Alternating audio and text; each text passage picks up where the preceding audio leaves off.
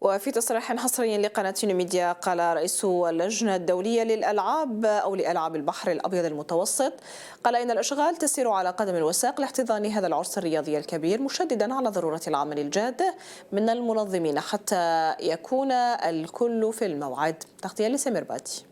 لجنة لا كوميسيون دو كورديناسيون تاعنا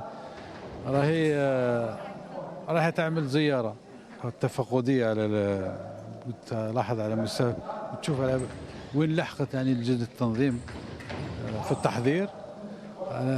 يعني بعد 20 فبراير تكون عندي أكثر معلومات باش نعبر بصفة دقيقة على مستوى التحضير، ولكن بصفة عامة يعني نقدر نقول بالنسبة للمنشآت راهي فيها أشغال كثيفة وراهي عمل جبار، خاصة نقولها سيد الوالي اللي راه واقف على الشغال قد تقريبا كل اسبوع وراه يعمل زياره في الملاعب اللي راهم في الانجاز.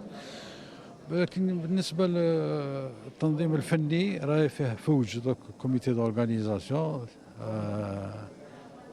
لجنه تنظيم راهي مكونه غير بالشباب ناشطين الحمد لله وراهم قايمين عمل جبار.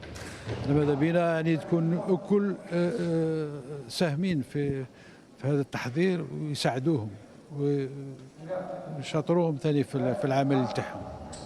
هذه رانا كما يقولوا الرياضيين رانا في الديرنيير لين دروات، رانا درك ما حتى غلطه مسموحه، ما نسمع حتى غلطه درك. هذه